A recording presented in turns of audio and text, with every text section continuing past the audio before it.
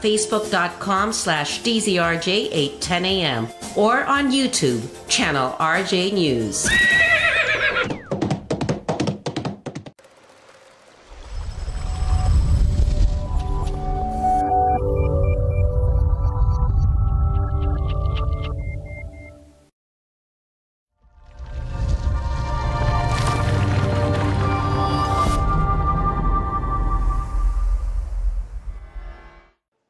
This is Eric LeCain with the World News Jam, your weekly update of the most interesting stories going on around the world every Sunday at 7 p.m. on Radio Bandido TV, simulcast on DZRJ 810 AM, also Sky Cable Channel 224, TV Plus boxes, and free-to-air TV. Also check us out on the web at facebook.com/DZRJ810 AM and our YouTube channel, RJ News PH. We'll see you then.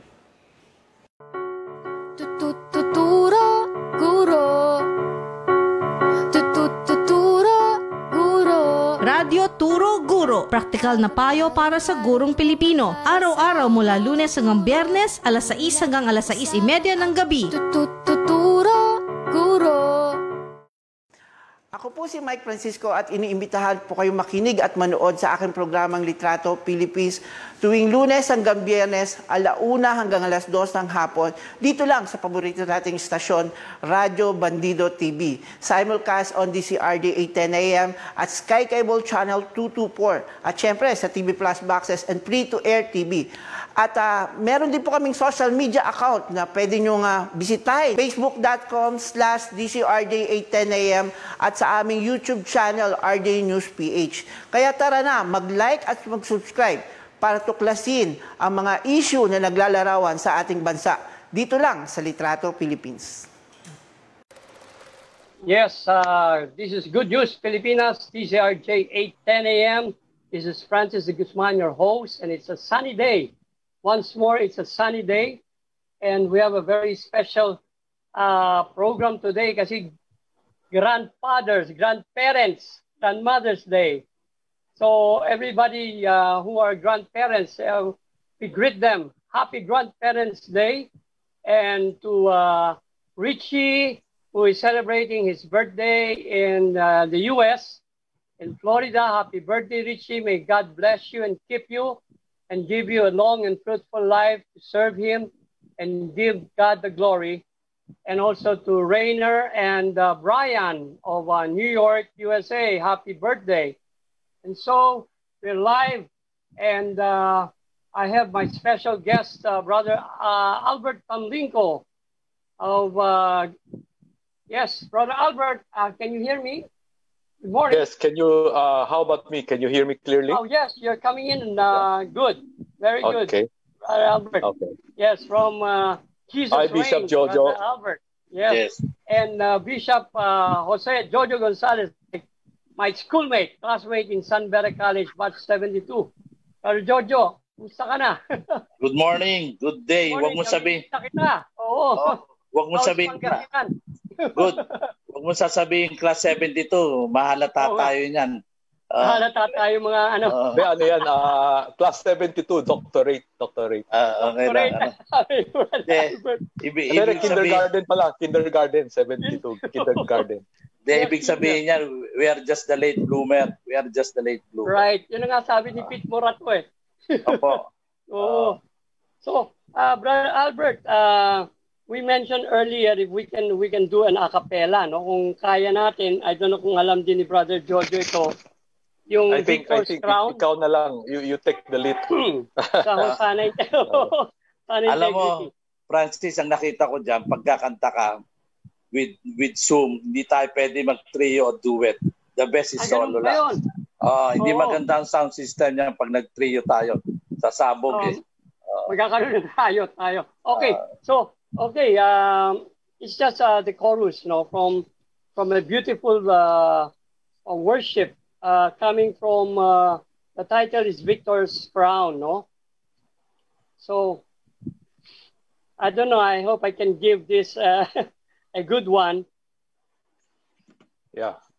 Okay. Alam ko member ka naman. Oo nga, Glee Club. Member ka naman ng Glee Club ka naman eh. Accepted na yan. You're the accepted best that. from us. To Opo. God be the glory. Okay. Sige. Oh, the glory of your name, the splendor of your name, none can compare with the power of that name. You are Jesus. You are Lord.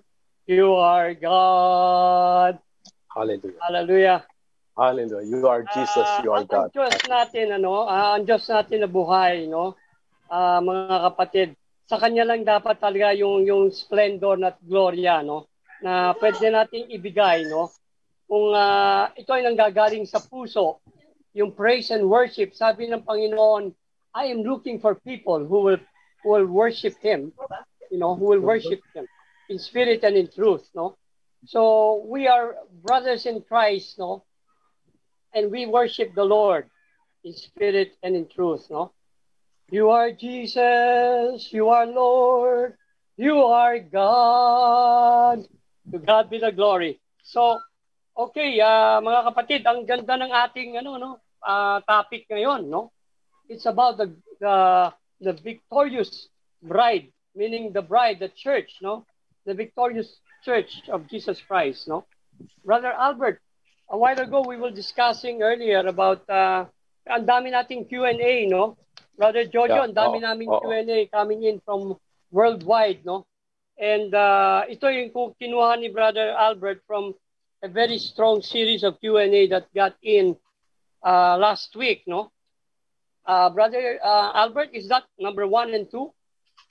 Yeah, kasi we just to for the information of our dear brother, last week we talked about the preparation of the bride.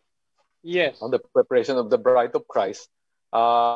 In relation na we are saying that the Lord is returning soon, and one of the exciting thing about it is He's returning not only as a king, as a judge, but also as a bridegroom. He's very, very excited to return to claim His bride, His church. And so we talk a bit about the preparation of the bride, and we receive a lot of questions regarding different kind of challenges.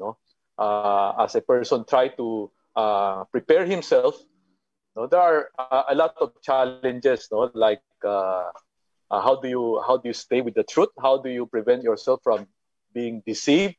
How do you prevent yourself from having anxiety and worry, or being discouraged, Kasi alam naman natin hindi ito madali, Nobody is saying that this is easy, Perhaps it's a most difficult task, but there is victory, There is victory at the end. That's why today we in order to address all of these questions, we titled our discussion today as The Victorious Bride. Bishop Jojo. Very beautiful title, yes. Yes. Tama po yan, tama yun. Lagi tayong panalo. Alisin niyo yung attitude na talo. Wala ho, hindi totoo yun. Remember that Satan is the master deceiver. Master deceiver is just a bluffer. Bluffer lang yung tao na yung demonyo na yan. Huwag tayo matatakot. So no problem. Amen. In spite of trouble, Amen. Ang pangako sa atin ng Panginoon, in spite of trouble, there is peace. In spite of sadness, there is joy. When you're with the Lord, yun po ang pangako niya. Amen. Opo. Yes. Opo. Amen. So, Brother Albert, thank you, Brother Jojo. That's a very good insight on the bride of Christ, the victory, Are you looking at the question, how do we protect ourselves from the cunning of this worldly system? I think that's the first question that came in. Yeah. Okay, so for the information of our audience today, we are going to focus on questions regarding how to prepare victoriously, as a bride of Christ. So we have a few questions from our program last week, and we would like to encourage our listeners to again send in other related questions. So pasensya na lang if your question is not directly related to our topic today. We'll reserve it for some other time. Some other time. Okay, but yeah. today we will focus, no? Para maganda ating discussion, naka-focus tayo. Okay, so we will start off with this first question that we received from Mayet, no? Sister Mayet from San Juan, no? Oh. Sister Mayet from San Juan. She asked, how do we protect ourselves from the cunning of this worldly system? No? So, beautiful question. Bishop Jojo, anong ibig sabihin, no, from your take? Ano about what is this worldly system na kanina sabi natin deception, no? So maybe Bishop Jojo, you can tell us more about that. Ganito ang attitude ko. Just call me PJ, no? PJ for Pastor. PJ for Pastor Jojo. Yung iba gusto, ni Brother Albert. yung iba kasi gusto akong tawagin PJ. That's Bishop Jojo. Nakakabata, PJ. Correct. Pag RJ naman, Reverend Jojo. Pero RJ yun eh. Kaya PJ lang ako. PJ. Para tayo protektado, there's only one truth. That's the absolute truth. Kasi pag nagsalita yung mga economists, they call it economic truth. May mga politician, political truth. But remember, there's only absolute truth, which is Jesus is the only way, the truth and the life. Maraming truth. Kahit ulit-ulitin mo ang lie, nagiging truth. There's only life, one life. That's our life.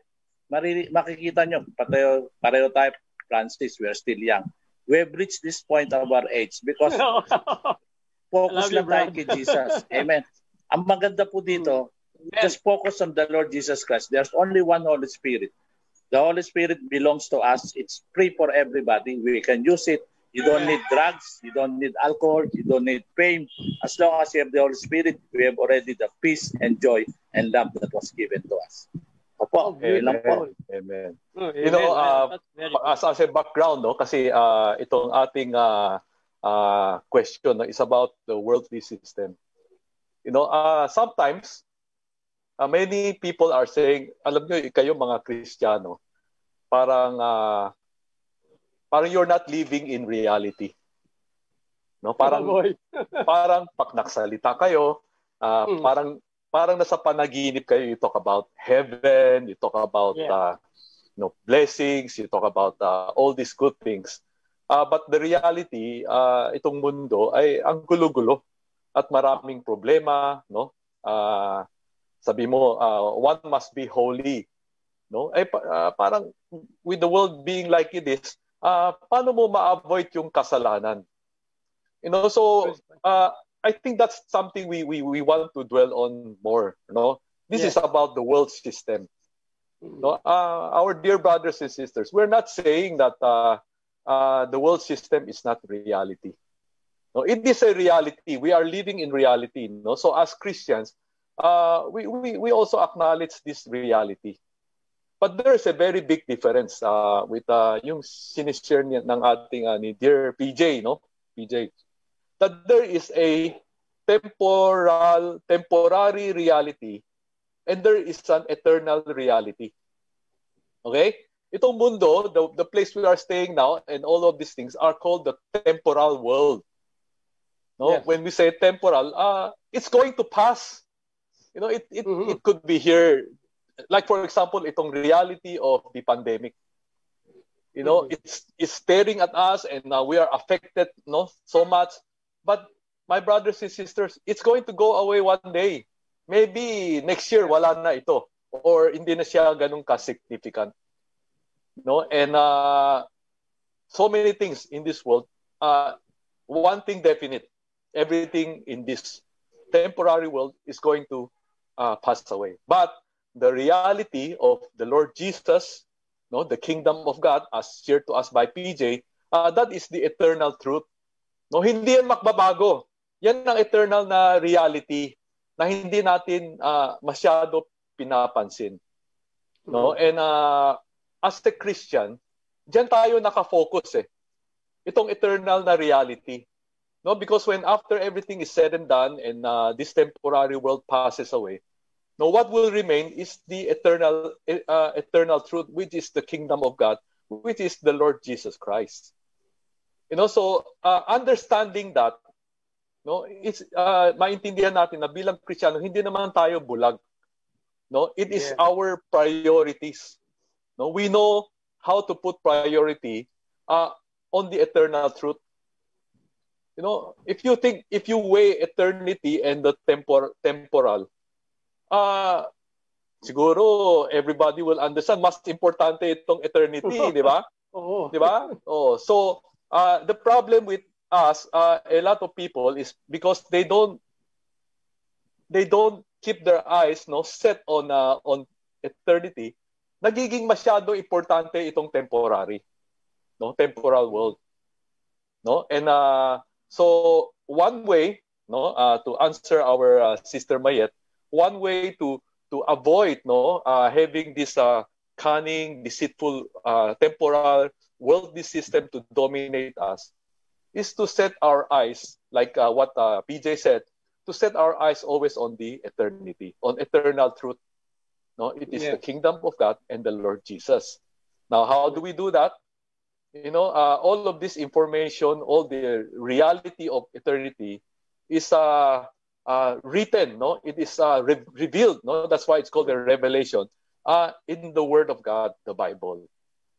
No, and if you sincerely search out for that, you will find the truth. No, the Bible is such a wonderful book. No, it's such a wonderful, and then the truth is there. Okay, praise God. No. Alam mo, Francis and Albert, alam mo, yung nagtanong ng nauna sa atin, maganda yan. Kasi ganyan din ako nung una. Kaya lang, nung nakilala natin ang Diyos na buhay, ganito. Nung una kasi, pareho tayo, Francis, nag-aaral tayo sa San Pedro. Nung araw, lahat ng tao, sometimes we ask for all things to enjoy life. But now, I was given life to enjoy all things. Nakita yung diferensya. Ang dami natin hinihiling to enjoy life. Di ba? Sana ganito ako, Pangilinan ako, o Henry C. ako. But I was given life to enjoy all things. Why I enjoy all things? Sinasabi kasi religious tayo. Fruit ng Spirit yan. You want to know God more? Pataas tayo. Ang promise niya, you have love, joy, and peace. You can have only that pataas kay Lord. Pagkadikit ko si Lord, kausap ko siya araw-araw, magkasama kami, I have love, joy, and peace. Kahit saan mo ako ilagay, bundok, Pangasinan, o kahit saan. When you have Christ, you have already love, joy, and peace. Ngayon tayo, magkakaibigan tayo, the barkads, misis. The other spirit is patience, relationship tayong dalawa, kindness, and goodness. Makikita sa atin, may patience tayo, may goodness. Di mas madali tayo, mas madali. Wow, ganda niya na. May patience siya, may goodness, may kindness. Bakit? Sa aking spirito O ngayon, para sa sarili mo, yung pangatlo naman, yung sinasabi niyang may self-control ka. Faithfulness ka sa sarili mo. Bakit faithful ka? Because your body is the paid temple of the Holy Spirit. From that alone, you can take care of your body. So there are 9 gifts of the Spirit. First 3, relationship to God. Next 3, relationship to each other. Thirdly is your relationship to yourself. Alam mo, ang mundo kasi mabigat dito. Pag sinabing mayaman ka, sasagot ka naman, mas mayaman ako. Ba't ganyan ang kotse mo? Mas maganda kotse ko. Puro tayo masigit ako. Wala. Kaya karamihan suicide. Diba? Ending nila suicide. You don't have to make suicide. You can die to your old self. Yung dati mong sariling nung araw, maswapang, mandarambong, mandaraya, then you can have a new life. You have peace and patience and kindness. Yun lang po ay paliwanag natin sa nagtanong na kung gusto niyo ng kapayapaan, mamahal, testingin nyo. You can only enjoy things. Testingin nyo. Gawin nyo sa buhay nyo. If you don't experience it, mahirapan po tayo. Hindi nyo po ako maintindihan. Okay. Beautifully said. Yeah, I think that's a very key point. Key point, PJ, about testing it, experiencing it. Yes. I am reminded. I think this siguro this alam ng marami nito, Alam niyo yung training ng mga cashier sa bangko, how to tell the fake currency from the real currency, yung training, So ang training nila, they keep handling the real money, the real currency, the original currency. And once sobrang kabisado mo na yung real, anytime na mayroong na-introduce na fake, makikita mo kaagad hindi yan totoo. No, hindi yan totoo. So that's how they are trained to see ano ang fake, no? Ano ang deception. No, mahirap for us, no? Mahirap natin makatch yung deception if we will not immerse ourselves sa katotohanan ng Panginoon. Yan ay isang, guys, no, there's no way to say about it, but there is no shortcut to victory. Okay, no shortcut. Kung hindi natin bigyan ng oras, no, hindi tayo mag-practice, hindi tayo mag-immerse, no, sa ating Panginoon at sa kanyang katotohanan, there's no way for us to defend ourselves from the deception. That's true. No, madali tayo ma-fake dahil hindi natin alam yung katotohanan. No, so for me, the only way for us to protect ourselves from the fake is to know the truth. No, and Amen. the truth is in God's word. Amen. Amen. And the truth sets us free, right, Brother Albert and BJ? Yeah, the truth will set us free. Yeah. Oo. Free from the deception of this cunning world, no? I-add on I hope. sa... Yes, Opo, BJ. i-add on natin doon sa nagtanong para hindi ka mahirapan, kapatid na nagtanong. Tandaan mo, ang gusto ng ni Lord, 3 steps lang. Huwag na tayong pahirapan. Kasi sa mundo, pahirapan ka eh. Kailangan mayaman ka, may pera ka, lahat-lahat. Ang sabi lang ni Lord sa Matthew 6:33, 3 steps. 6 first his kingdom, that's number 1. Second, and his righteousness.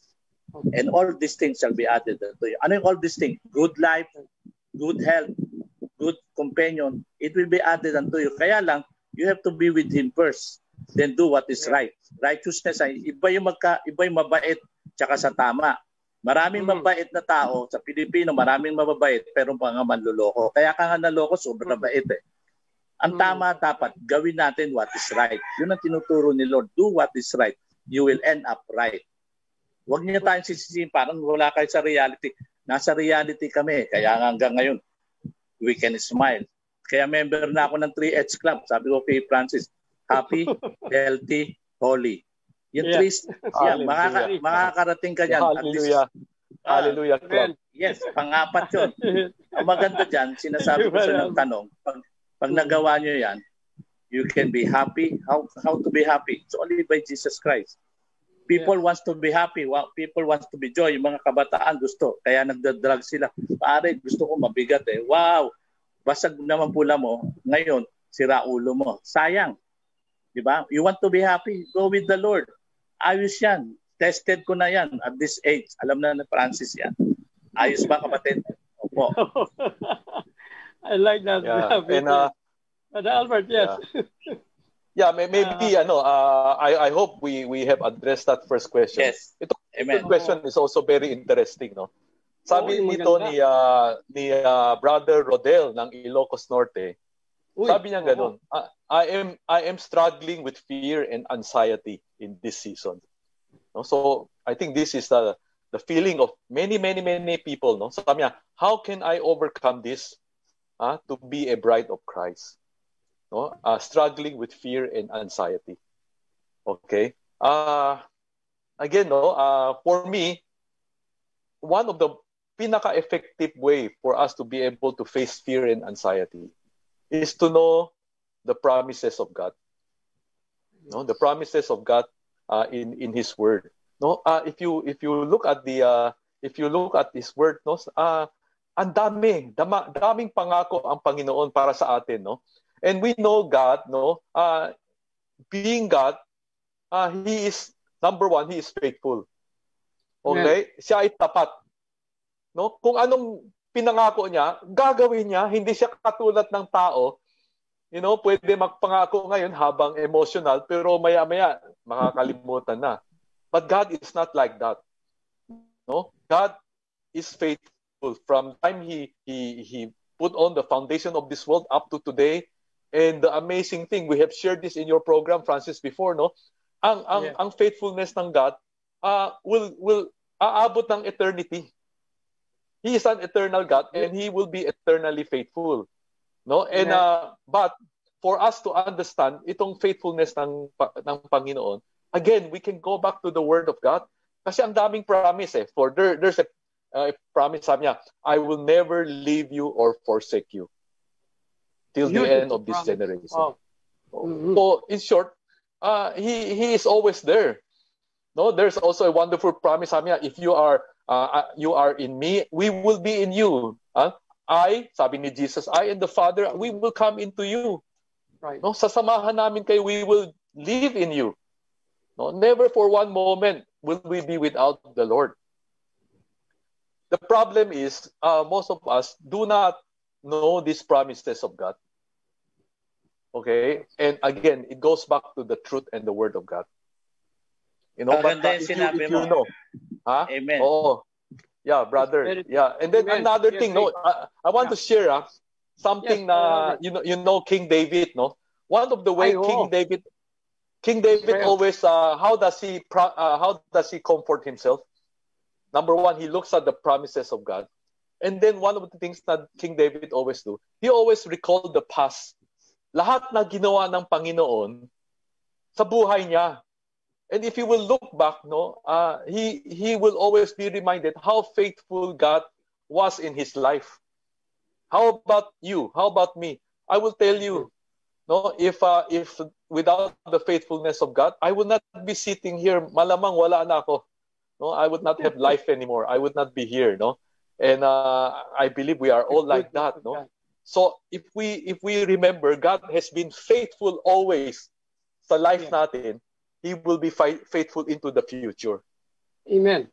Importante natin maano. Kaya yung you know, it would be good, you know, to have a journal where you put in all the good things that God has done in your life. Oh, that's a very good advice. Oh. Yeah, kung meron kang anxiety, nakwo-worry ka, you just take out the book and see, wow, ang daming ginawa ng Panginoon, no? Sa buhay ko. Okay. Yeah, and then so just remember, no, God has always been faithful. God is faithful now, and He will be faithful to eternity for you. Now, hindi kita mabe-blame that you will worry if you don't read the Word of God and you don't know the promises of God, no? So, PJ. Hindi, alam ko yan. Alam ko yung dinadaanan, Rodel. Siyempre, mga younger days natin, marami tayong fear and anxiety. Una-una, you should know where you're going. Pinakita na ni Lord saan mo gusto pumunta. You want to be with me in heaven? I'll show you the way. Di ba? Sabi niya, I'm the way, the truth, and the life. At least kung alam mo na ako saan ka pupunta, no matter what happen, kung mamatay man ako o kunin ako ni Lord, I'm sure I'm in heaven. Because sabi niya, in my Father's house are many mansions. If it's not so, I would tell you. So maiwasan mo na yung fear kung alam mo saan pupunta. Mahirap yung lagi ka may fear kasi hindi mo alam kung saan ka pupunta eh. Ito rin pagkakaiba ng assurance tsaka insurance. Yung iba may insurance para daw maganda ang buhay ng mga anak niya. Insurance yun. Kaya lang di mo pa alam kung ibibigay yan. Kasi patay ka na eh. Di mo alam kung nabigay sa'yo. Ang assurance, assured ka ni Lord. Sabi niya, in my Father's house are many mansions. Assured ka doon. Kaya maganda doon, may assurance tayo with Jesus Christ. Reality po yan. Hindi yan sinasabi na temporary. That's reality. If you know that, maganda po, mababawasan ang fear mo and anxiety. That's all. Alam mo, younger days ko, ganyan na ganyan ko. Takot na takot talaga ako. Every day, I was in business. Mas lalo, nasunugan ako yung negosyo ko. Tapos, dinimanda ako lahat. Wala akong insurance. Alam mo, nag-issue ako ng post-dated check. Alam mo yan ni Albert. Issue ka ng 25 checks, post-dated. Araw-araw may demanda ako kasi 25 checks eh, bawat isa.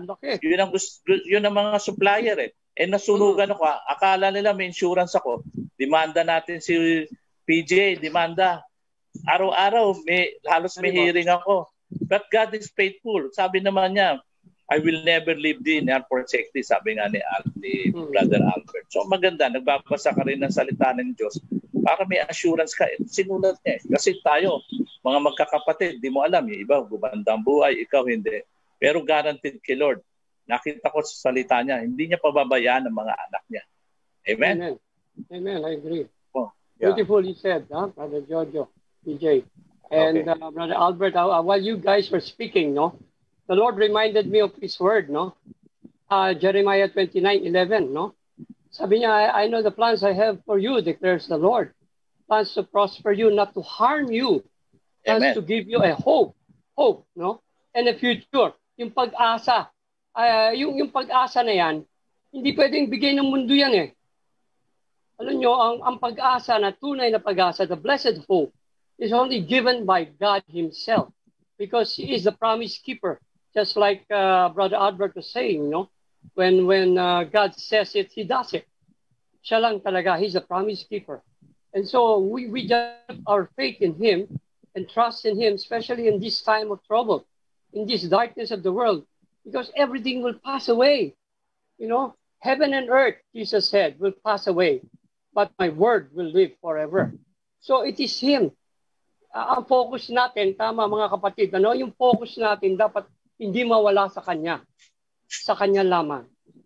Para kay Rodel, no? Idagdag ko kay Rodel ganito. Yes. Kasi ang Bishop PJ, before you say that, I just want to just a reminder to all of us. We have an international audience from all over the world. So I would suggest we keep it in English. Okay? I forgot. Sorry, guys. Yeah. No.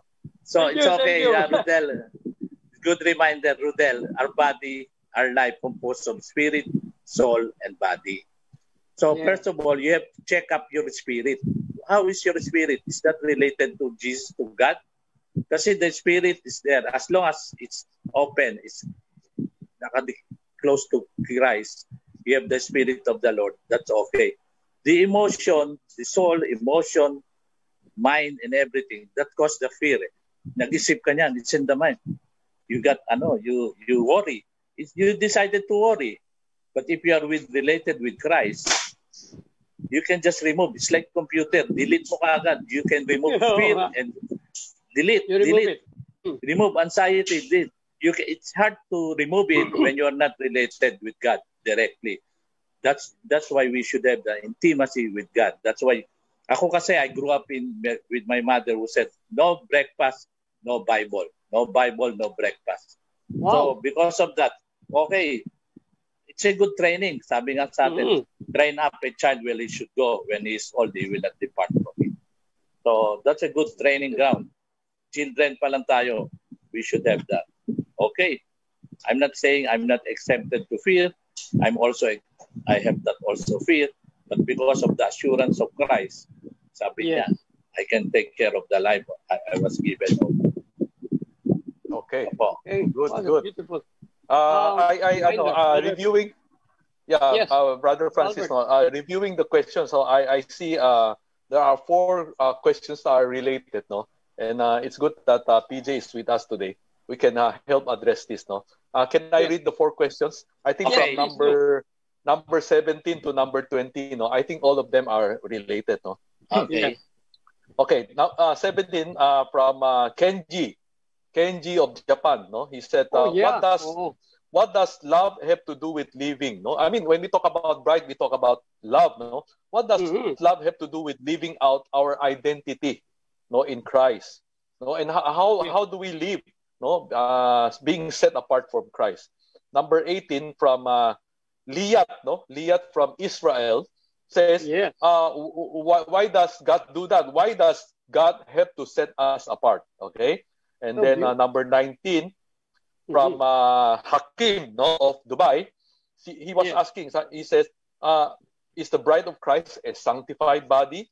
Is there anyone now living in your church that is actually separated from the world? And then to put it in a capsule, no, question number 20 from Washim of India. No, as you can see, we have international audience. No, he said this. Nobody wants to be different. We want people to like us. And one of the safest way is for us to blend in, to be like them.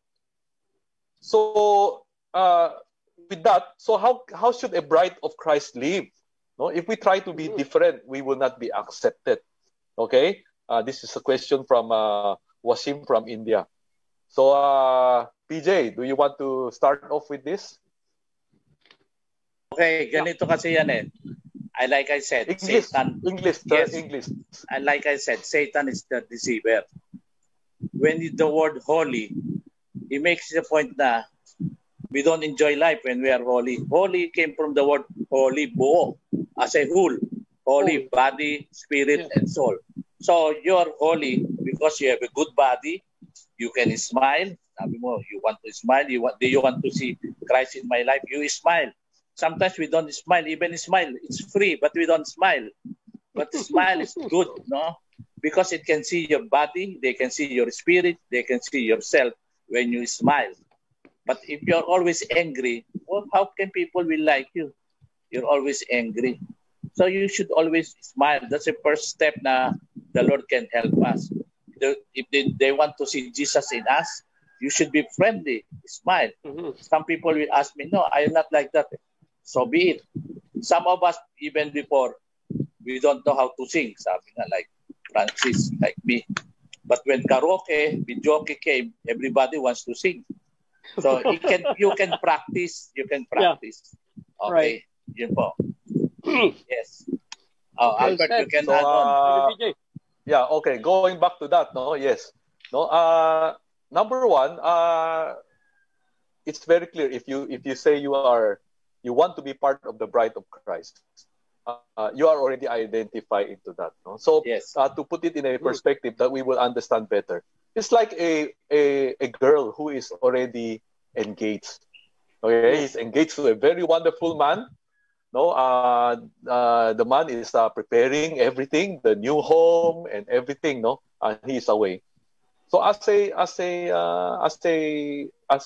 engaged person, no, you really have to set yourself apart, right? You know, you have to consecrate yourself. There's no way to go about it. No, it will be very irresponsible if your life is still, you know, you continue to go out with other men, you continue to date, you continue to live a irresponsible life.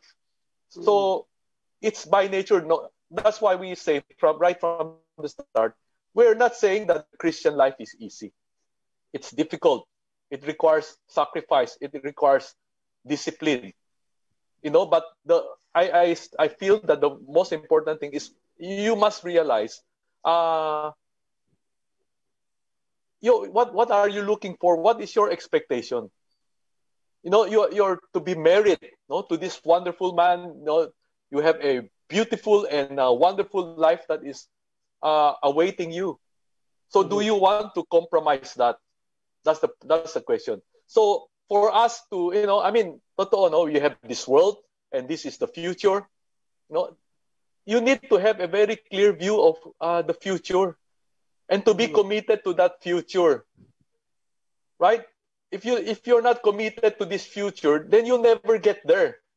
Okay, you let's say, you know, I always like to give this illustration. If you cannot let go of something, if you cannot let go of the past, you cannot go to the future. As simple as that. You hold on to something, you can never go to that to the other side. That's true. So it's the same way.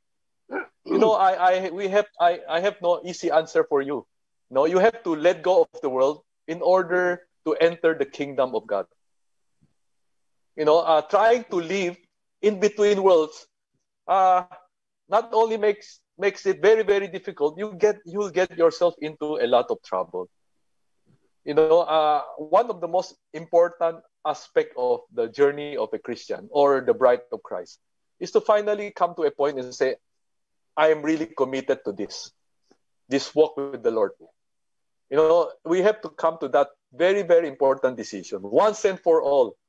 You know, if you try to live in both worlds, it's not going to work. Okay, so with that identity being clear, no, we really. But the most important, the thing is it worth it to you? You know, the things you are going to sacrifice. You ask yourself, are the promises, the things that the Lord has given you, the hope of eternity and what is in store in eternity, is it worth it? Is it worth it to have eternal life? Is it worth it to reign with Christ? You know, in the one of the most exciting promises that the Bible said is that we are not only to have eternal life, but we are going to be what you call a co-inheritors of Christ. That's true. We're going to inherit this whole universe. No, all the sabi na Lord, He cannot wait to show us the undescribable riches that is awaiting us. Very true. No, so if we know those promises of God, and we know that it is totally worth it to belong to Christ, then it's easier for us to leave the world behind.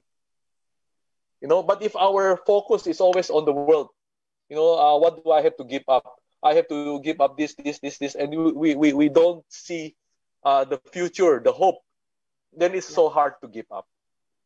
Di ba parang bata, di ba? It's hard for you, pag nakaagawan ng laruan. Di ba? Sasabihin mo dun sa mas the older one, sabi niya, ibigay mo na yan sa kapatid mo. I'll give you something better. Diba? And if you show him, this, I'm going to give you this. Then, because of something better, the child can easily give up Kasi he knows he's going to get something better. Oh. So I believe that's a key in the Christian life. We need to see eternity. We need to have that proper perspective. Beautiful. For me, I always think about it and I really get so excited. And suddenly, there's a song, suddenly the things of this world will fade away. It's no longer that important. It's easy to give. It's easy to sacrifice. It's easy to surrender. It's easy to love other people because we know that the Lord is promising us so much.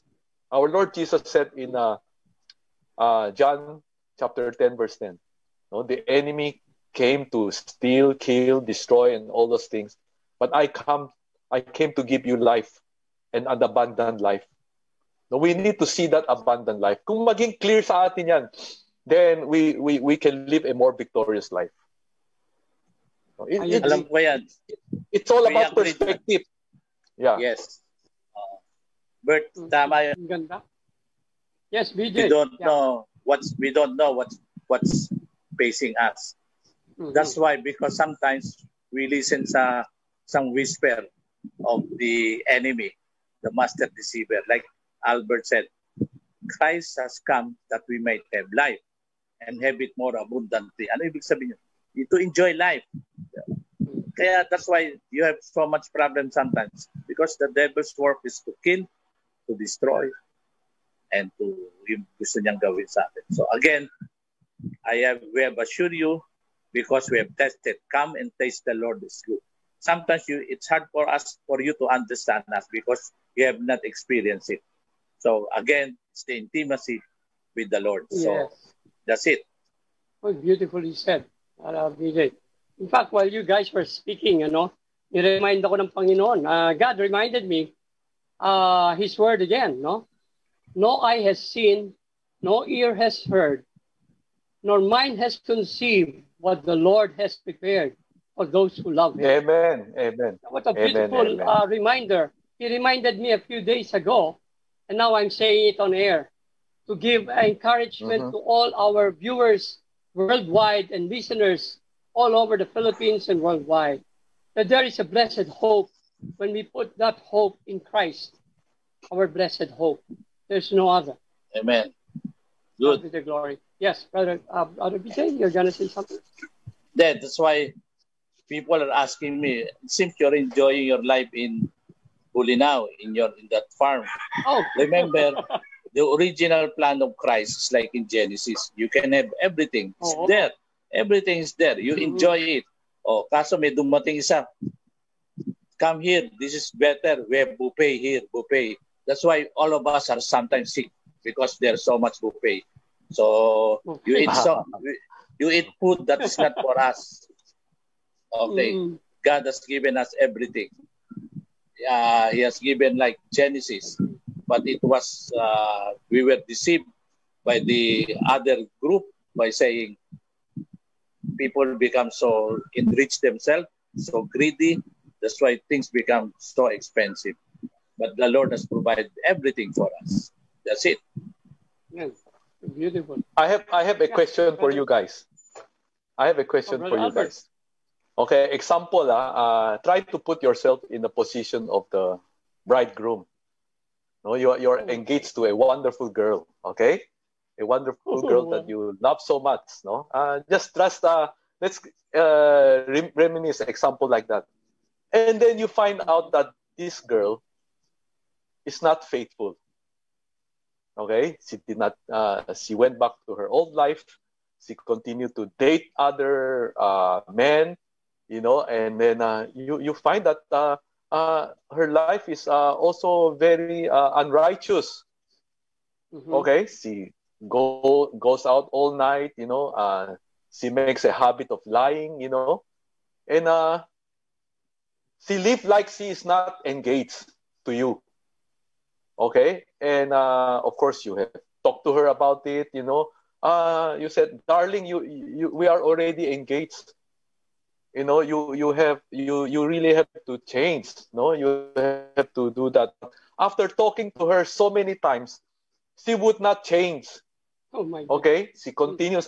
If you love me, you just let me be. Okay, I'm enjoying this. Before I get married, I want to continue to enjoy. I want to live my life like this.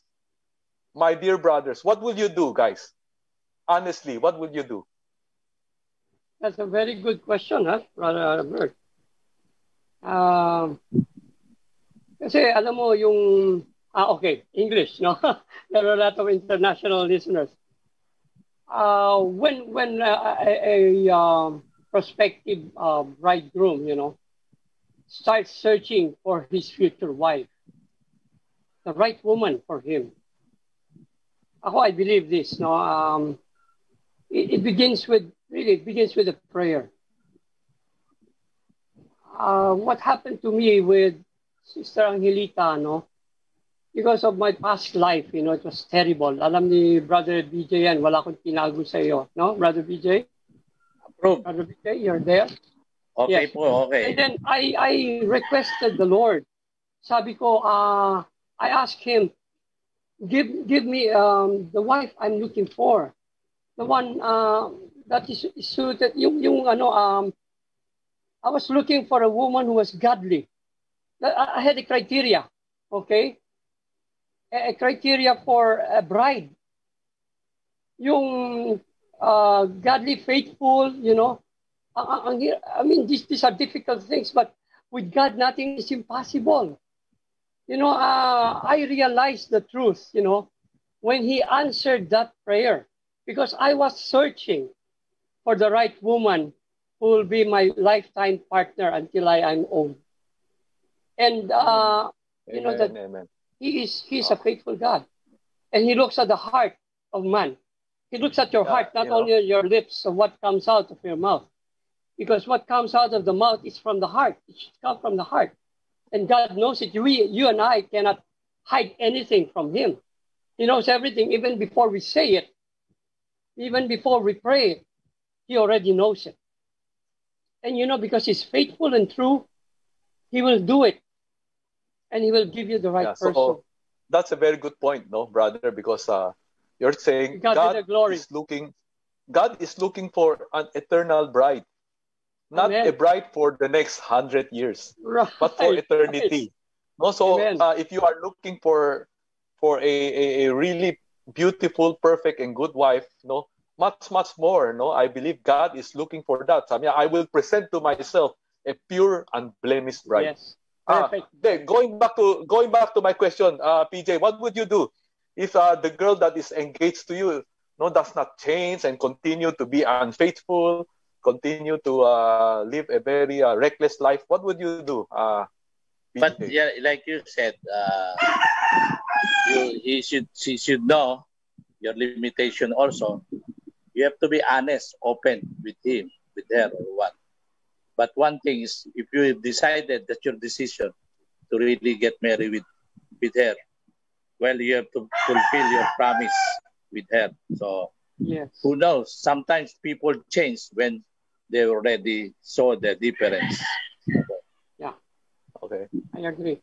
Pero guys, no, ang babait ninyo.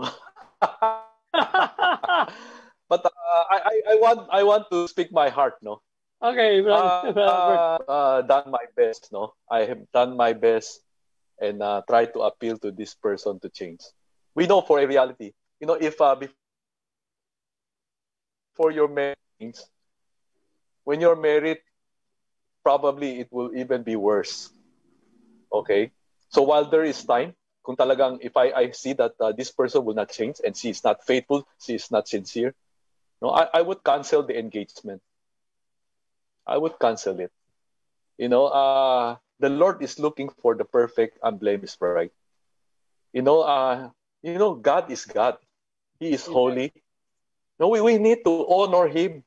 He is not just anybody. He is the God of the universe. You know, and if we treat Him shamefully or unful, you know, we don't really care. No, we don't want to change because for Him, you know, even though His word says, no, be holy for I am holy. No, we don't take, nobody is perfect. No, I'm not talking about perfection. But a sincere desire to honor Him. You know, if we are just after being engaged to Him and married to Him because He's rich, He's powerful, no, but we don't really love Him enough to be faithful. For me, there's a real risk that He will cancel the engagement because it's written in the Bible, right? You know, for example, the parable of the 10 virgins found in Matthew 25. Those who are not prepared will not enter the wedding feast. You know, and there is also this saying from the Lord. It says, many will come on that day and say, Lord, Lord, no, I know you. I heard you speak in our place. You know, but then I will answer him. The Lord said, I do not know you. So I just want, I would be remiss if I don't highlight this point. Yes, if we are irresponsible and faithless, and we take God for granted, you know, we don't take seriously this engagement we have with the Lord, He might just cancel it, you know, and we will. We don't want that to happen. Okay, so ang delikado dyan, pakawala ng time. When the woman wanted to marry you, sometimes things happen, we die or what. That's the only time she will realize, sayang, it's her loss. Sometimes things has to happen, but one thing good with Christ is He's committed to us. So we have the time to change, the time to be conscious, the time to be serious, and to fulfill the covenant. Okay, baka meron pang dagdag ibang tanong. Next questions. Yeah, we have very little time left. We're looking at our schedule. We have, I think, 10 minutes left or something. 10 minutes. So, Brother Albert and BJ, can you wrap it up? And then I'm coming in with my editorial. Yeah. Anyway, I've said everything. You know, to be committed to be a bride of Christ, it's not easy. Yeah, you know, and it's difficult. It's challenging. There's no shortcut. You know, but it's worth it. You know, what God has in store for us is worth it. We need to understand, you know, where we are going. You know, and we need to be committed. You know, but how do we strengthen that? You know, we need to know the promises of God. We need to know the truth. We need to know the Word of God. We need to spend time with the Lord. No, the more we do that, the more we experience the joy of being with Him, the less the world will be attractive to us. I agree 100%. The reason why the world is so attractive is because we just don't spend enough time with the Lord and with His Word. So that's my encouragement and challenge. Yeah. You know, one thing is here. Remember the word of Christ said, rejoice in the Lord always. Again, rejoice. You want to enjoy life? Amen. Always in the Lord. Focus in the Lord, not with person. You focus on the person, people change. You focus on position change. You focus on places, America, US, Philippines, what places. You makakasawa rin yan. But rejoice in the Lord. Always. That's guaranteed. Always. Okay. So, oh, that's wonderful, brothers. I am just so encouraged with your words, that you have shared with us, and also to the worldwide audience and nationwide audiences who are watching and listening to us. I believe we might come in with part 3, Brother Albert, as we were saying earlier, because the impact of this one on what the meaning of the church, because we are very near on the coming of our Lord and Savior, the second advent, the final coming of Christ, for his church. And so this is very serious indeed. And the bride of Christ is us, the church, So the victorious bride, in our editorial today, it is always exciting to meet new Christians. Their zeal and enthusiasm are contagious. They have encountered the Lord in a conversion experience and are eager to tell everyone. For some, however, as time passes, the zeal wanes. Many try to live the life of a Christian, desiring to serve God in every way. At the same time, face the reality that they have become discouraged at their continual failure. How should our identity in Christ affect, the very way we live? Confronted with spiritual battles, unrighteousness, opposition, anguish, intense and inner conflict, how can we handle this? Can Christ identify and change our lives? How do we identify with Christ? This is a challenge that is opened up to you all. And so the scripture outline in Ephesians 6 says it all. Paul likens the church, to so many things like a soldier, he also says that a soldier, a farmer, and a runner. He likens that. So, in Ephesians 6, 10, and 25, it is a reminder to us, a frontline fighting.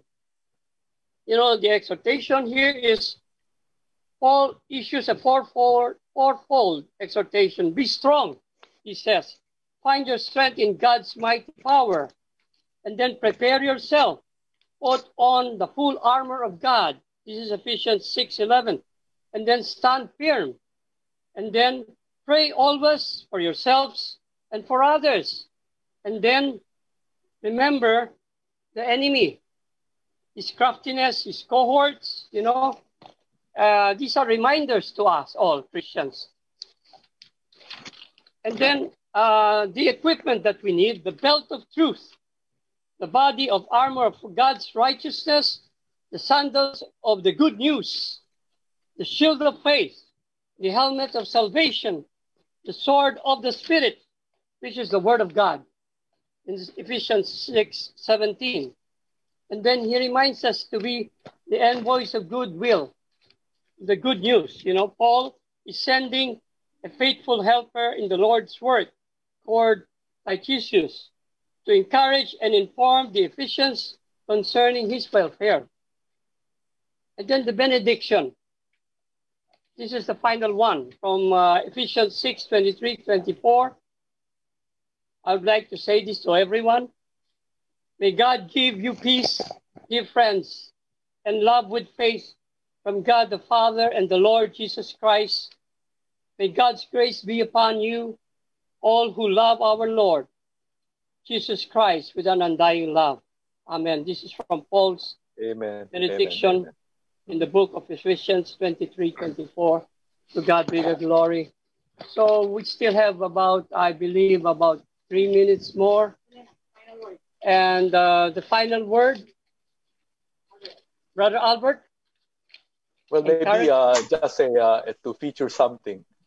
This might be a little bit controversial, but we want to, just so that our audience know that we are really looking at your questions.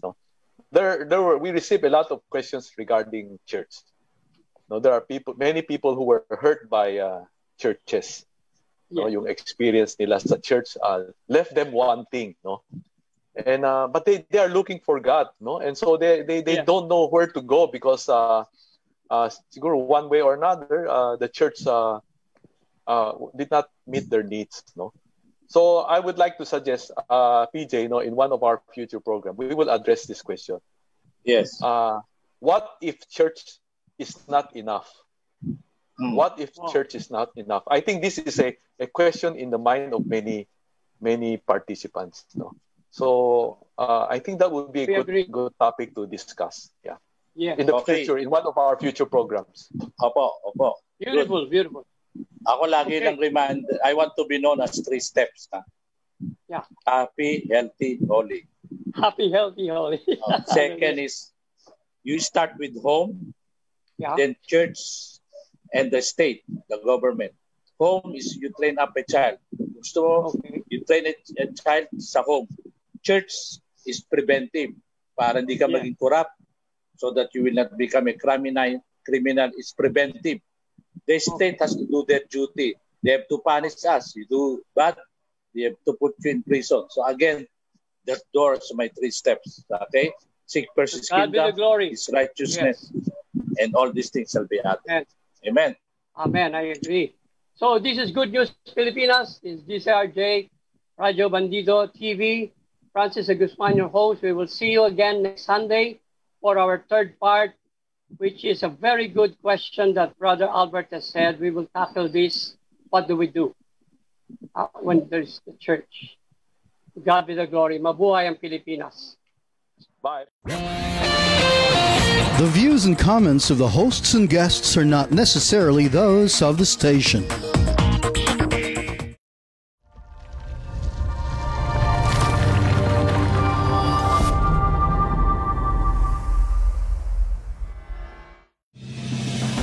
You are watching the multi-awarded Radio